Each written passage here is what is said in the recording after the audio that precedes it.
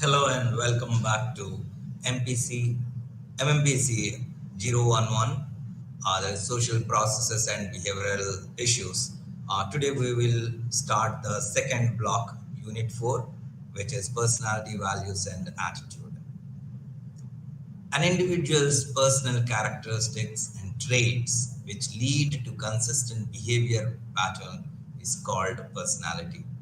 Organizations hence need to understand the personality traits of an individual so that they know or they understand the behavior of the person. Why does the person behave in a certain pattern, or how he interacts with individuals, how he or she himself or herself considers themselves, their their dealings with the situation, the way they interact with the people, and the objects. How do they deal with?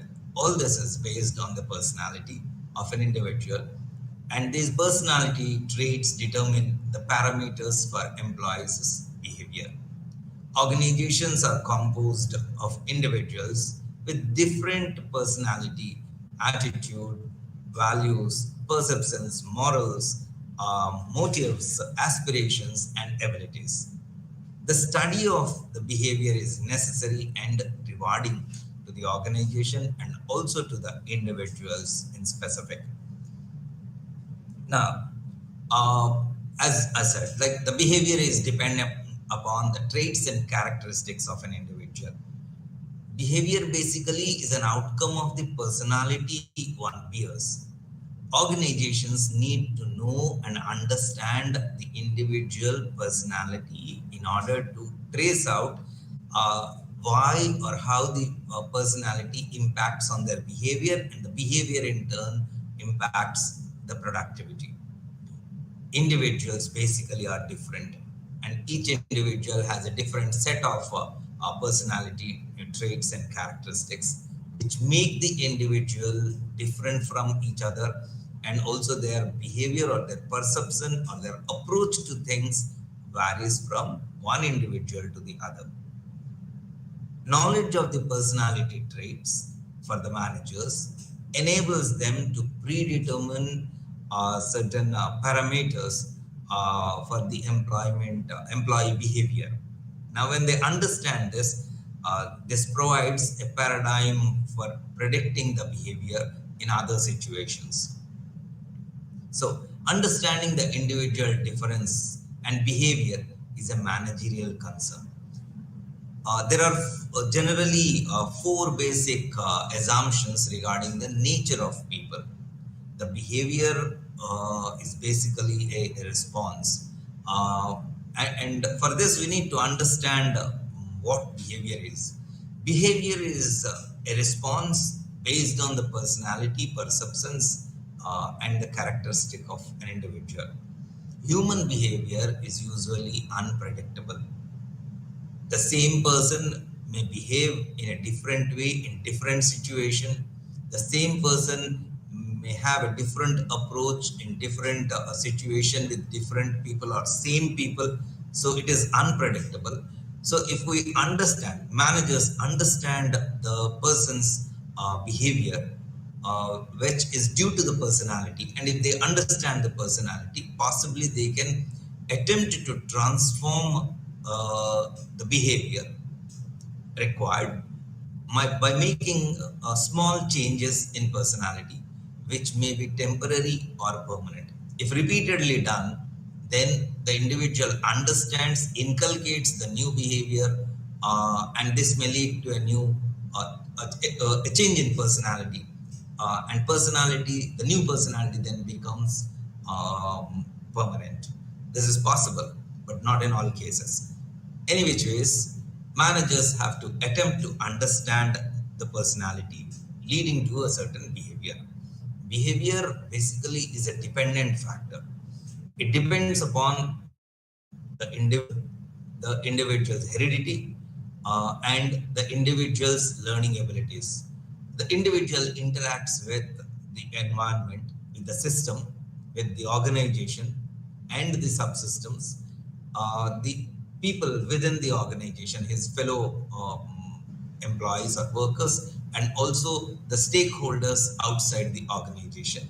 Now, all these people impact on the person's behavior. By understanding the behavior, we can predict, change, or say develop and control the behavior of individuals. So, behavior, as we understand, is an outcome of interaction between individual characteristics and the characteristics of the environment where the person interacts, works, and performs, in which this behavior occurs. The environment wherein the behavior occurs between the interactants and the individual, or between the processes and the individual, define the person's personal performance as well. So these characteristics are unique to each individual. Some are inherited and some are learned. Inherited characteristics like physical stature, appearance, facial features, the gender of the person, temperament, muscle composition, energy levels, reflexes, and biological rhythms are all basically inherited.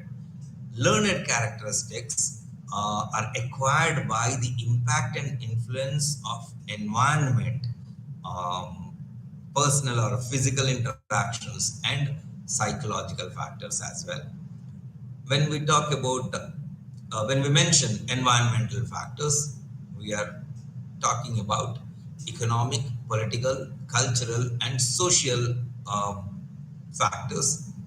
Now, the social factors like family, friends, relatives, co-workers, supervisors, subordinates, associates, and the members or fellow members in the clubs and organizations that belong to, the societies they belong to. These are the social factors which affect an individual's behavior. The personal or physical factors include race, education, abilities of an individual, etc. Uh, Psychological factors like personality, attitudes, values, and aptitude impact on the person's personality, leading to a certain behavior that in turn has an impact on the person's performance and productivity. Organizations have to understand the individual differences. Organizations and the managers in particular, when they understand the individual differences, there is every likelihood that they give some space to these individuals who be in their natural self and bring out the best out of the situation. Like when a person is put into a task, he would perform in a certain way. If the person considers the external factors to be impacting on his or her performance, then they may even get affected and the performance gets affected. And when a person is completely free, completely, having a liberty to be his or her own self, then certain personality factors impact on the work. Like we must have realized and experienced when somebody is observing us, how do we work? Or maybe a simpler act like when we are eating and somebody is observing, how do we eat? And when we are eating on our own, by our own self, not being observed by anyone, not being judged by anyone, how would we do it? A simple act like eating. The same thing may happen even while performing. Students must have come across situation where the invigilator stands just next to them. Though the invigilator is not looking into their paper or how they are writing or what they are writing, some such students may even ask the invigilator to kindly move away because that presence of a third person or somebody else impacts on their performance. So managers need to understand that when they employ a person, this person works for the organization, but at the same time, this person has an individual self or or the alter ego, we can say, and also this person practical self when he or she is not in the work situation or when the person is with his family. So when a person comes to work, he would be coming also with those personality factors impacting him, which are his natural self and also his abilities and aptitude that help him work and give his best on the job. This together is what we refer as the whole person. Managers should understand that an individual worker they have engaged is a whole person, hearing all those individual differences we discussed a little while before. And we need managers should also understand that behavior is basically caused. People's behavior is need based. Organizations have to identify the worker needs and fulfill these needs. If these needs are fulfilled, workers get motivated and they perform better. And if they are not motivated, their performance gets impacted. Now, caused behavior, the causes can be again the same factors like environment or social or say the political factors or maybe the economic factors. If a person has got some liabilities, then economic liabilities, then that pressure or stress may impact his or her work. And on those days, he or she may not be able to give their best. If a manager or a superior or an immediate boss who deals with such an individual understands their position, possibly they may take a moment to counsel the person or convince the person or to keep their personal affairs and thus a little distanced for the time being and perform, and any help they could do or discuss or give the individual a scope to lighten his heart may be done at the end of the day. So such kind of an interventions may be required by the managers to impact on the performance. If it is something which is impacting for a longer time, possibly the individual may have to undergo some kind of a therapy or training in order to change his or her behavior and pattern of work so that the performance doesn't get impacted and the production productivity do not get affected. Besides the caused behavior aspect, managers should also understand that individuals need to be felt worthy enough and when they are working for an organization. Individuals deserve some respect, recognition, reward. The reward may not be always economic. A word of appreciation may also help the individual change his behavior or improve his behavior or make the behavior favorable to the organization goals and the individual's goals. Organizations, when they understand the individual differences, the whole person concept of an individual, that the behavior is caused, and also that the individuals are expecting some human dignity through the slightest thing like a word of appreciation or a recognition for their efforts and efficiency. Now, when they understand this, the organization can, wherever they find the individual not to be up to the mark, a program can be designed to help the individual upskill, upgrade, or sometimes even attain those skills required or attain those that attitude required or build that kind of a approach towards work and self. So managers should ensure that they understand the behavior. Wherever required, they need to design, train, and develop the individual. So this impacts the behavior of the employees. Now, there are certain models to understand the human behavior. Managers, as I said, need to understand the human behavior or the worker behavior. If they understand the personality of various individuals working for them, with them, uh, they, in case they find the behavior due to the personality not favorable to the organization, then they start predicting how the person would behave in future, and accordingly they attempt to change or direct or control the behavior. So managers usually try to understand behavior, predict behavior, change, direct, and control behavior. Personality, personality causes the behavior, and managers can understand the individual by understanding their personality. Then the theorists have proposed several models to interpret and understand the human behavior through their personality. So we come across some of these theories, that is the trait theory, the type theory, the personality theories, and the psychoanalytical models, the psychodynamic models, the existential model. There are several of these models to understand the human behavior.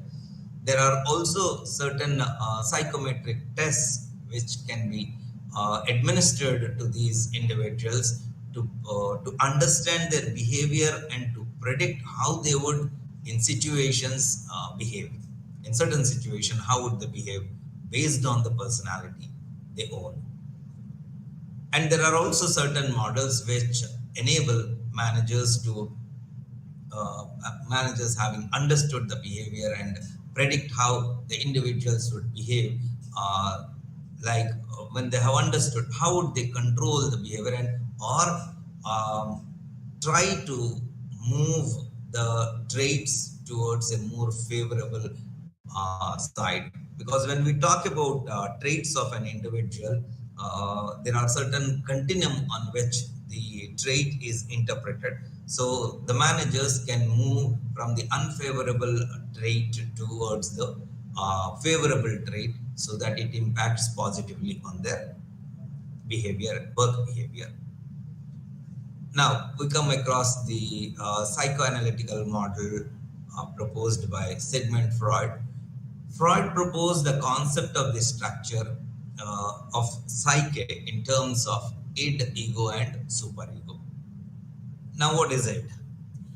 People are born with it, says Freud, and it is an important part of our personality as it allows us to get our basic needs while in a newborn stage.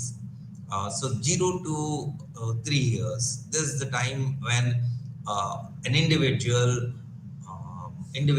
id comes into play, and id is based on the basic principle of pleasure.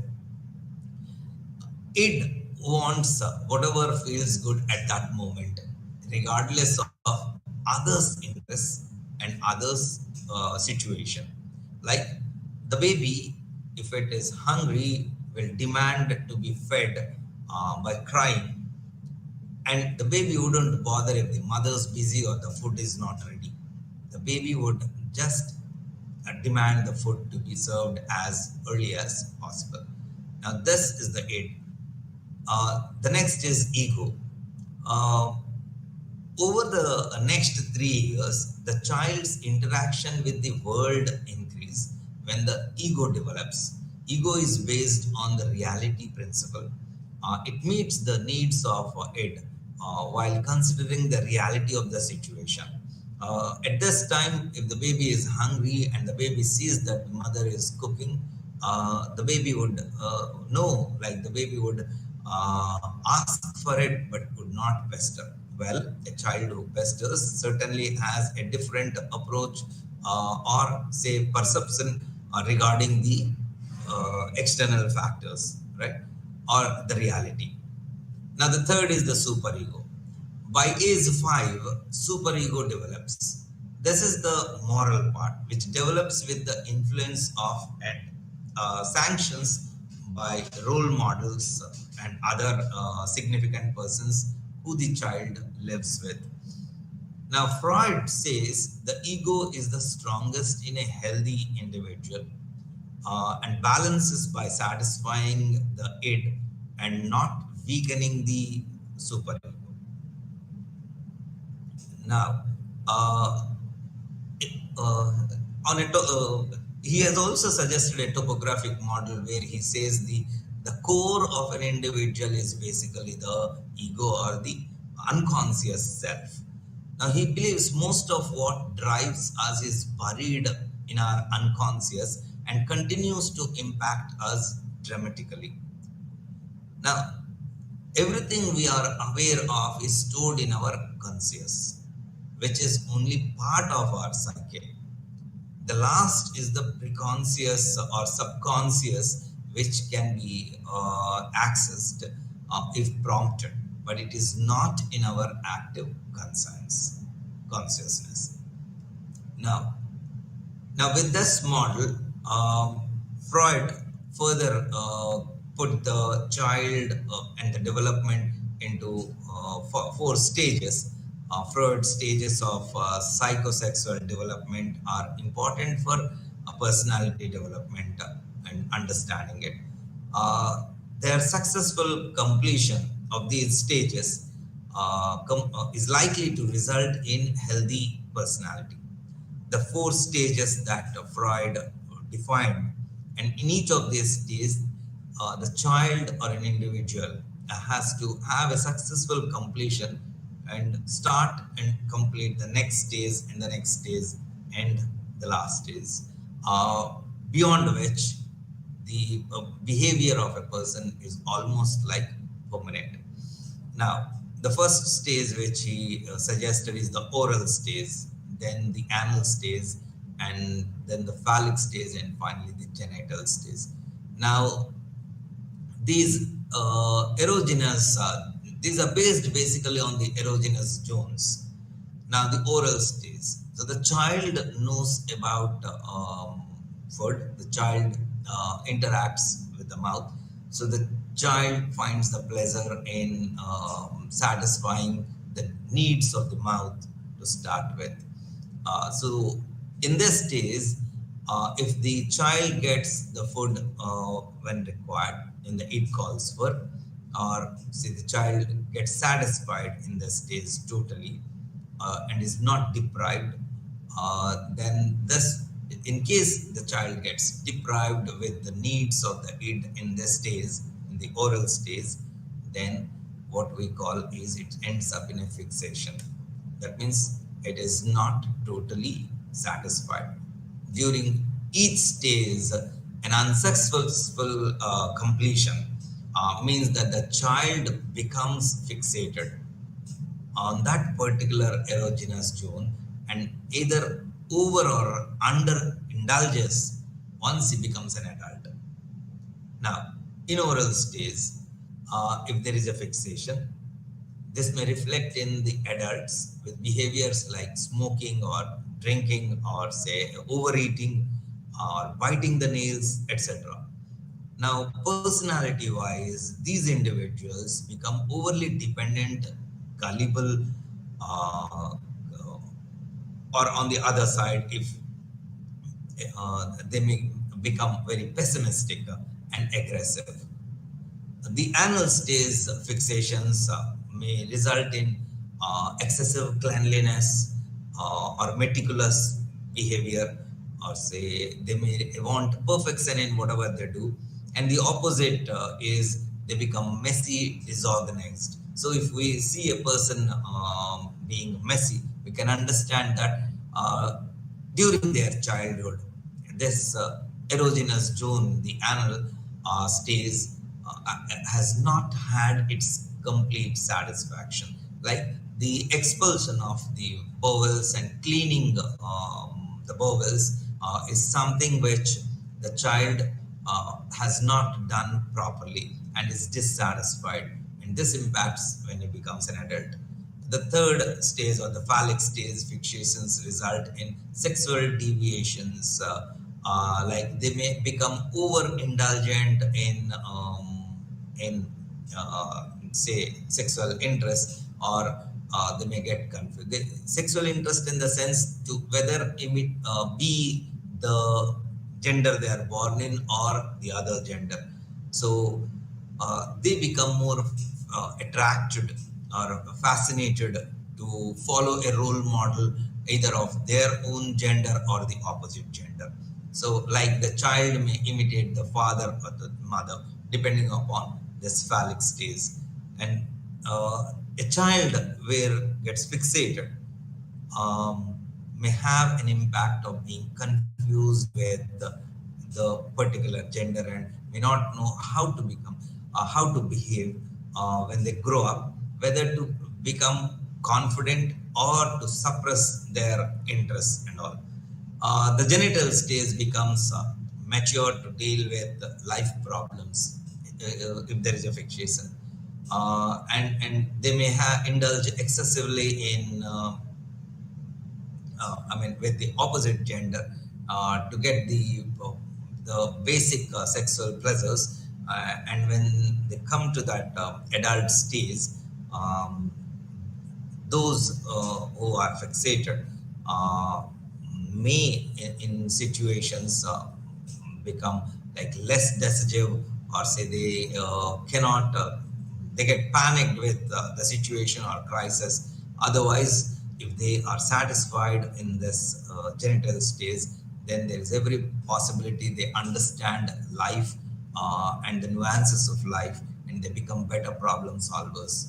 Managers look for such people who can contribute and become better decision makers.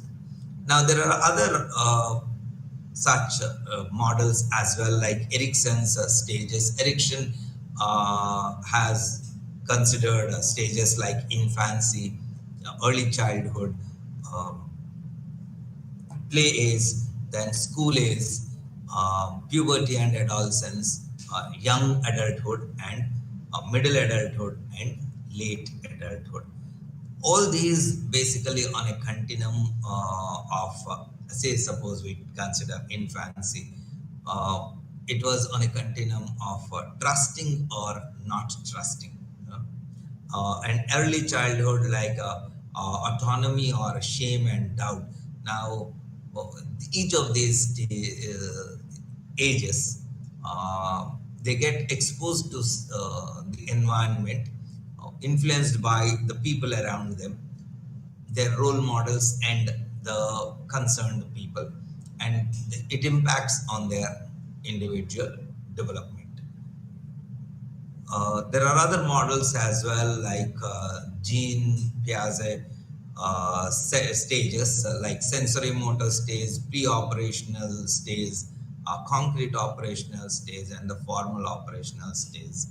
Um, Chris Argyris also suggested a model called the maturity immaturity continuum, where an individual may prefer to be passive or active.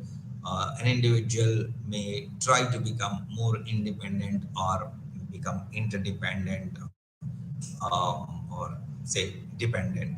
Then they may end up with a limited behavior, if immaturity ends up with a limited behavior, whereas maturity gives them a diverse behavior wherein they can accommodate to different situation. Uh, there are other continuums as well which Argyris considered. Uh,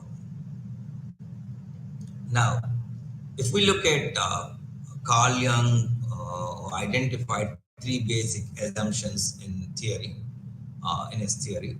Like personalities are developmental in that they are influenced by past and hopes for the future, anticipations, expectations of the individual. Uh, Also, the second assumption is like all people have the potential for growth and change.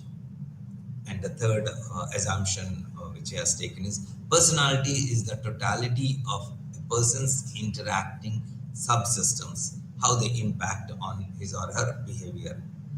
Now,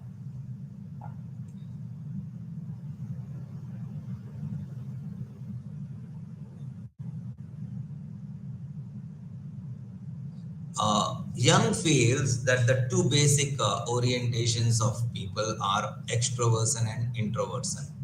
Extroverts are oriented to more of, introverts are oriented to more of subjective world, whereas extroverts to the objective world. Introverts look into themselves to understand if the reason for whatever is happening is a cause of their internal abilities, their own abilities, and understanding. Right? Now, when we say subjective, a subjective world is based on the personal opinions, feelings, and perceptions that are shaped by experiences, beliefs, and perspectives of an individual. Uh, how they work, how they think, and they bring up a reason that they are the cause or something within them has caused this particular situation or their performance is impacted because of their own abilities or inabilities. While an objective world is based on facts and evidence that can be verified by others and is not influenced by personal biases. Now, Young identified general attitudes towards work, like either judging and perspective. Judging types like to follow a plan, like to make decisions, and want only essentials for their work. On the other hand, we can see the perceptive types adapt well to the change, want to know all about a job, and may get overcommitted. Now, uh, the two other factors that Young considered. Young identified two basic steps in problem solving, that is, collecting information and making decisions. Collecting data occurs in a continuum from sensing to intuition, and decision making ranges from thinking to feeling types. Based on this, later on, the MBTI was prepared, which helps people, managers, or individuals understand what kind of a personality they have. And in situations, they can even predict or expect that this is how they would behave in situations. And it helps in predicting as well. Like if I know my personality and if I understand a situation well, I might possibly know how I would react or respond in that situation. So it helps me predict. And when I predict and know like this is how I might tend to behave, then possibly I may even bring in some correction. The managers go with the same approach. And let us come to this. Uh, the sensing feeling people, this can be put into a quadrant, we can say, like on one axis we can have the thinking, feeling, and on the other axis we can have sensing and intuitive, to understand the four possible combinations. The sensing feeling people, what do? They collect data in an orderly manner. They make decisions taking into account people's needs. Now, they are concerned with the high quality, acceptable, and actionable decisions. Now, the intuitive feeling persons are concerned with people oriented decisions, but focus is on ideas based in scope and lacking in details. Now, the sensing thinkers emphasize details and quality of decisions. Usually, technically sound decisions is what the sensing thinkers take.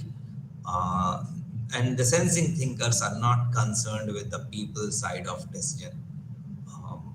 And if we consider these intuitive thinkers, Intuitive thinkers like to tackle new and innovative problems.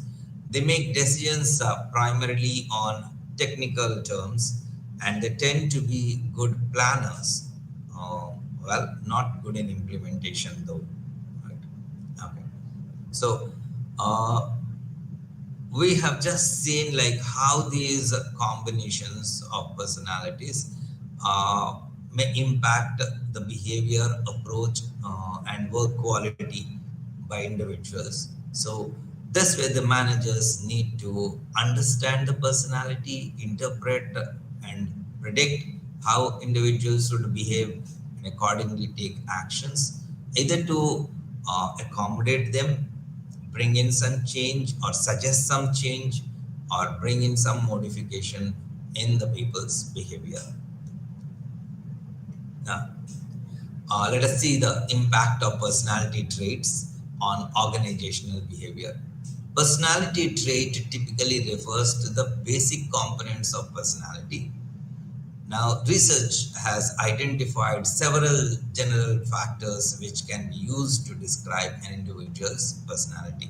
Some kind of 170, 180 individual traits were considered initially.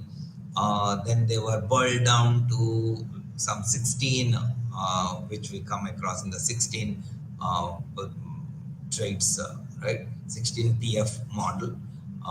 Then there were other researchers who criticized the vastness of this, and then they brought down to the big five.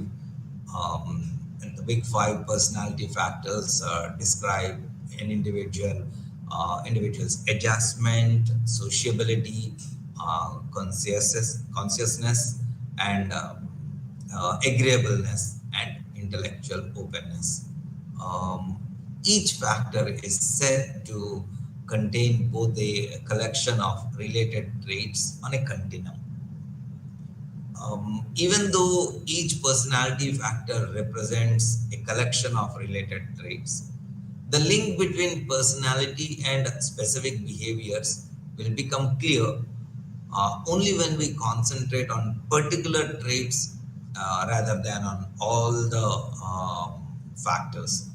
So some of the important ones we can see here and understand now to understand the impact of such personality on the work and the organization. The first one we can consider as authoritarianism. Now, this refers to a person who displays qualities such as adherence to conventional values, obeys recognized authority, has a negative view of society, respects power and toughness, uh, and opposes expression of personal feelings. In an organizational setup, such persons may prefer superiors who have a highly directive and structured leadership style. The next is locus of control. People can fall on a continuum here again, like they consider all that they do and happens to them is because of internal factors or external factors.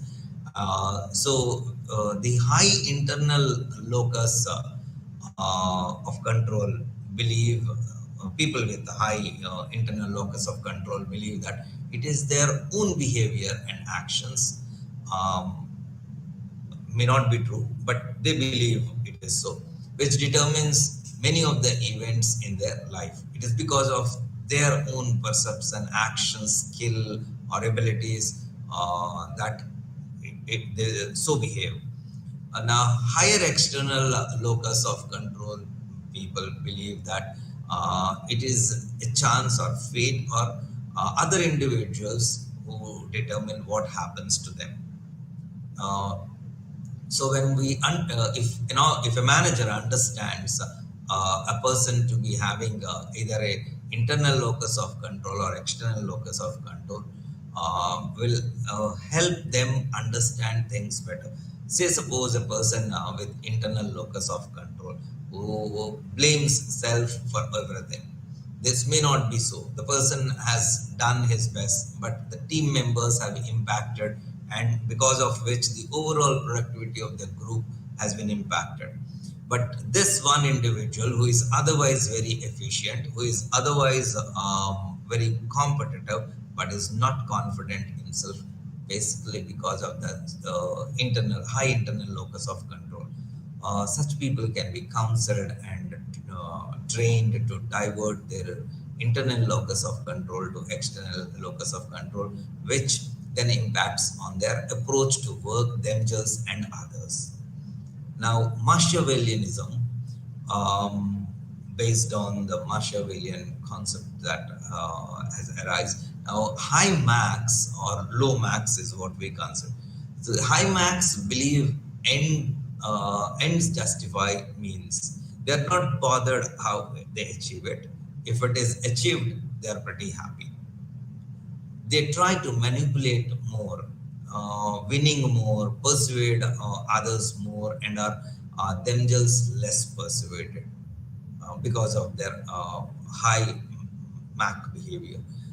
Wherever jobs involve good bargaining skills or negotiation, or where rewards are awarded for good performance and winning, Machiavellians can perform better. The situations involving the other situations involving minimum rules and regulation and emotional involvement with details are irrelevant to winning and act as a cause of distraction. Here we find the low max. Okay. The next is the introversion and extroversion, and how does it impact the personality. Now, introversion refers to the tendency to direct everything inward, develop a greater affinity for abstract ideas, and sensitive to personal feelings. Extroversion refers to the tendency to orient towards other people, events, and objects. Um, that is, introverts perform the job better when alone in a quiet environment, while extrovert, the bubbly ones, perform better in an environment having many people with high level of activity. Now, achievement orientation or goal orientation. Individuals with a very strong learning goal orientation try to overcome failure and setback by putting in more efforts and looking out for new solutions to problems. People with less goal orientation obviously look for escaping from the situation or giving up, or possibly those with a little interest in achieving may even seek help, suggestion, mentoring, and may accept guidance, and may prefer authoritarian leaders in order to survive and sustain. Now, self-esteem. Employees with high self-esteem set high goals for themselves and place more value on actually attaining the goals. And this would work the other way around in case employees have a very low self-esteem. Now, employees with low self-esteem are more sensitive to adverse situations, like like the stress or conflict or ambiguity, or poor working conditions. So, when compared to the employees with high self-esteem, their performance as well fall. Risk-taking, a high risk-taking propensity may lead to more effective performance. Like, let's take the example of a stockbroker in a brokerage firm. They are usually high risk takers, and for which they can even make rapid decisions. On the other hand, such personality characteristic may not be possible for, say, an accountant, right? The accountant cannot really take such quick decisions or and take a risk in on the job. Okay. Uh, Self-monitoring. The high self-monitors tend to pay closer attention to the behavior of others and are more capable of confirming that the low self-monitors. Okay. Uh, from after personality, the other thing we are interested is attitude. Now, what is attitude? It's the favorable or unfavorable opinion and the behavior towards self, towards other fellow workers, or towards the work, towards their job, towards the roles, responsibilities, rules, or towards objects and situations. How people um, act or react or respond to situations. Attitude evolves out of the perception and learning process an individual undergoes. Attitude is acquired through life experiences, and attitudes keep changing. Um, for the good of the people, or their experiences may make people switch from positive to negative or negative to positive attitude. Managers need to understand how attitude affects behavior and also how behavior affects attitude. Now, attitude in a person can be observed. And we call this a direct experience from the concrete experience also, like with the person or situation. In a particular situation, how the person behaves and what kind of an attitude the person shows. And we can also observe by generally in a particular situation, this is how somebody would respond. And also we can understand the attitude by reflection, like we learn from others that in a particular situation this is how they considered, or this is how they approached, and that is how they it impacted or resulted in the task or the situation. Attitude endures unless something happens. That means, unless a situation arises which demands a change in attitude, attitude until then continues with the present or the current matter a person gets. In organization, attitudes are important because they affect the job behavior. The three primary attitude on job are job satisfaction, job involvement, and commitment. In interviews, primarily, or I would say like interviews are conducted to understand an individual's attitude. If the organization had to measure the competence or say understand the competence of a person, a profile or a CV would suffice, which gives details, and a cross check may prove the person's competence. But interviews reveal a person's attitude. So, an individual, um, whether he or she is happy with the job, with the roles they do, and the way they interact, is what the job satisfaction is all about. And if they are satisfied with their jobs, then they would show greater involvement, and greater involvement may lead to higher commitment. Managers, having understood the personality and the attitude of an individual, may always attempt to bring necessary changes. Values. Um, what may appear to be a strange behavior in a employee can make sense to the managers if they understand the value set the individual bears. Now, Rocky says values represent basic convictions that a specific mode of conduct or end state of existence is personally or socially preferable to an opposite or converse mode of conduct or end state of existence. He categorized values into two types. One is the terminal value and the other is the instrumental value.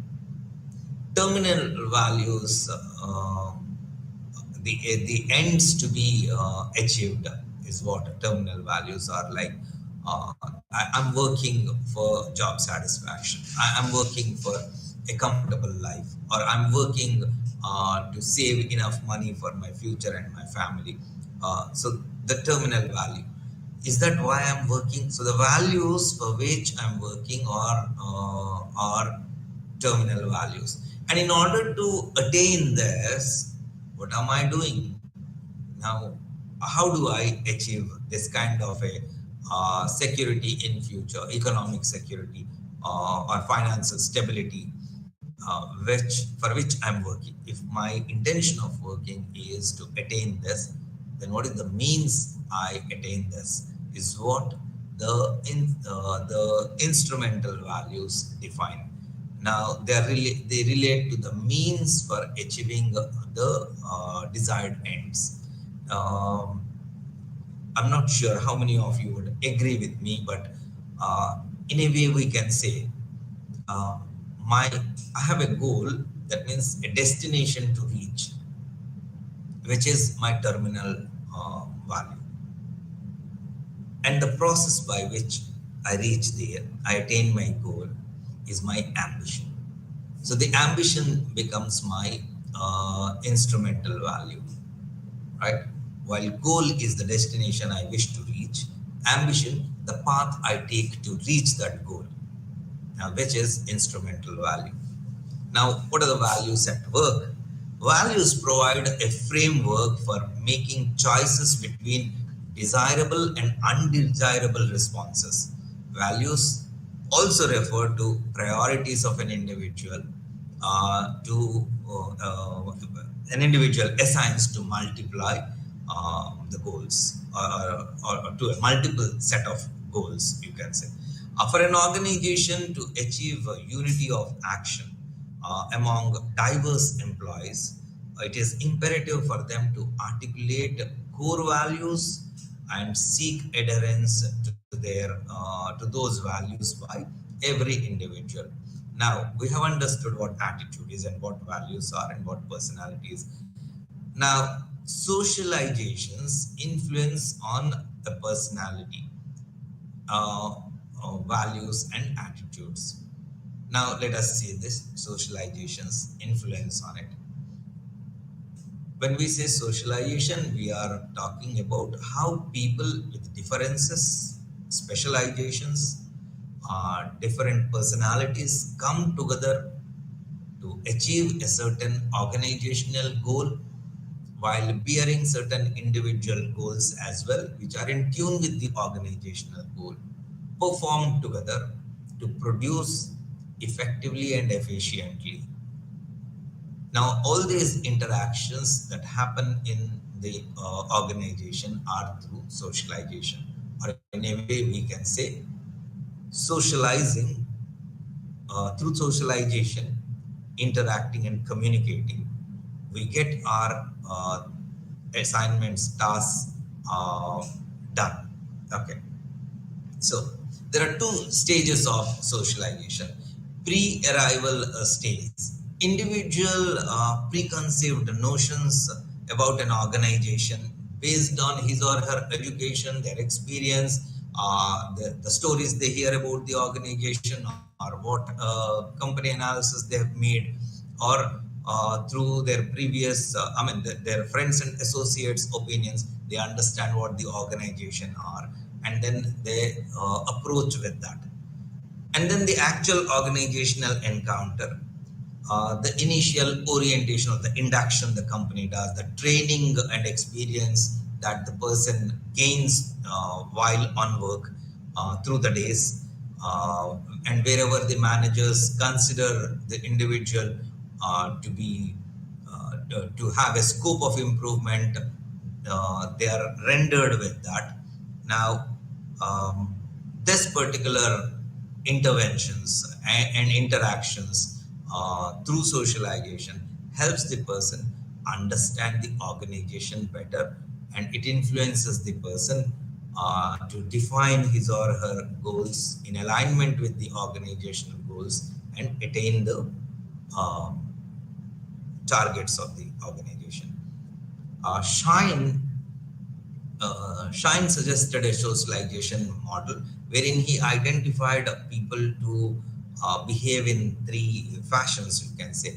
A rebellion who confronts the organizational forces, in which case the result can be either dismissal of the person because of the confrontation, or whatever the person has suggested or opined may be practiced by the organization, and they may bring in a organizational change, or they may make this rebellion change himself or transform the individual. Now there can be creative individualism where the person sorry, may bear his or her own values, attitude, personality, and inculcate certain of the organization, and with a combination of both may continue uh, working. There may be a third type of individuals who conform to the organizational forces and they work as per the organizational expectation. Perceptual forces filters socialization forces in an attempt to maintain consistency between people's surroundings and their self-concept. So in this unit, we attempted to understand the human behavior, that human behavior is essential for an effective manager as it facilitates to achieve organizational goals better. The reasons for individual differences and approaches of understanding the human behavior we discussed, and we discussed the approaches, theories, and determinants of the personality, like the fact, social, economic, environmental, and psychometric factors that impact an individual's personality. We discussed values represent deep-seated standards by which people evaluate their world, and finally, like the process of socialization in an organization that alters one's personality, values, and attitudes were discussed. Thank you.